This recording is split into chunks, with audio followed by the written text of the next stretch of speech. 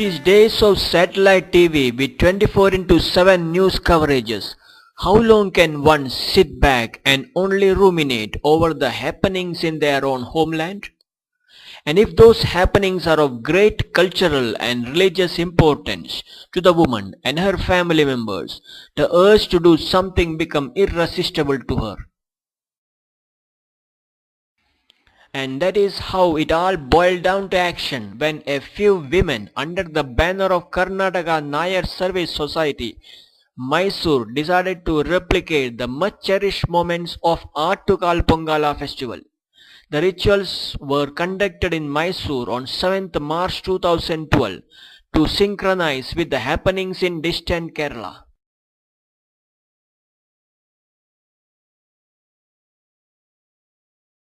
In the rituals held in Rajarajeshwari Temple, JP Nagara, Mysore, more than 100 women cutting across all social strata took part with religious fervor. Inauguration of the program by a prominent woman, Srimati Pushpalata Chikkanna, the Honorable Mayor of Mysore, was a shot in arm for the devotees. Even as the chief priest in the distant Kerala lit the sacrificial fire at 10:20 am and passed it over to the devotees to lit their individual hearts, the local priest in Mysore also started the process.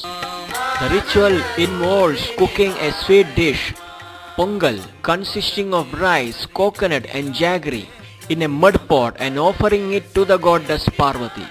It is believed to be in fulfillment of one's wishes.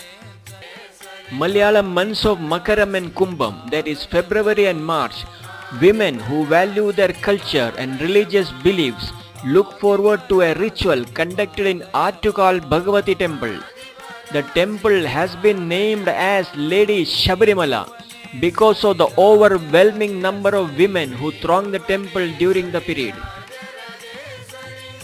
Starting with a few, the number of participants has swelled to over 25 lakhs last year.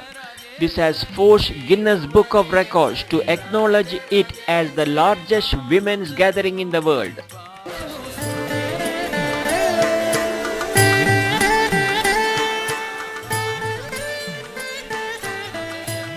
It is a delightful sight to see waves after waves of women of all age groups, without caste, color and creed, surging into this area, well in advance, mostly carrying on their head materials such as firewood, earthen pots, rice, jaggery, coconut, etc. to mark out specific spots for the preparation of their offerings to the goddess.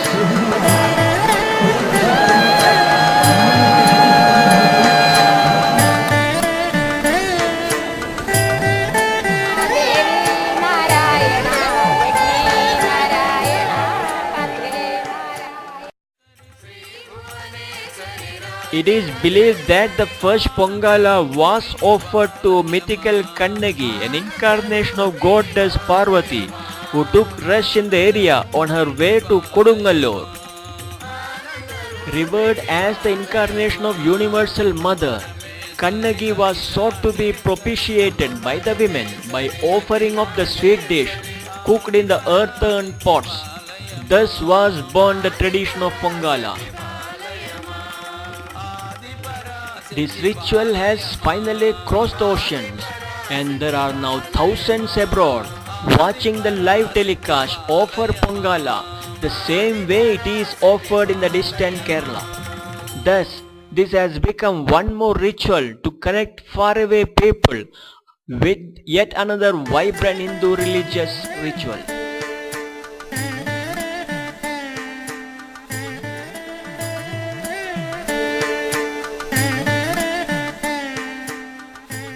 Even in this 21st century also, women take pride in celebrating this ancient religious ritual in the most traditional way.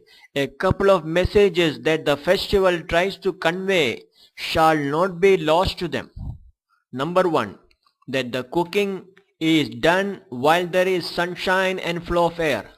Number 2, that the vessel used for cooking the Pongala is made of clay and the food cooked in that vessel tastes the best. Number 3. Slow cooking helps to retain the micronutrient present in the pulses. Number 4. Cooked prasad is consumed at the earliest before it gets stale.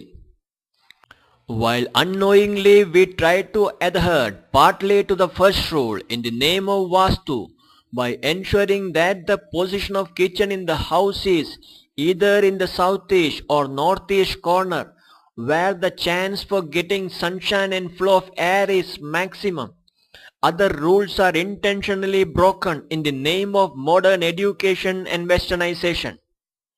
Introduction of cooking vessels like pressure cookers, induction cookers, micro ovens, aluminum vessels, etc. and storing cooked food in refrigerators for days together have only helped to break those golden rules of healthy living.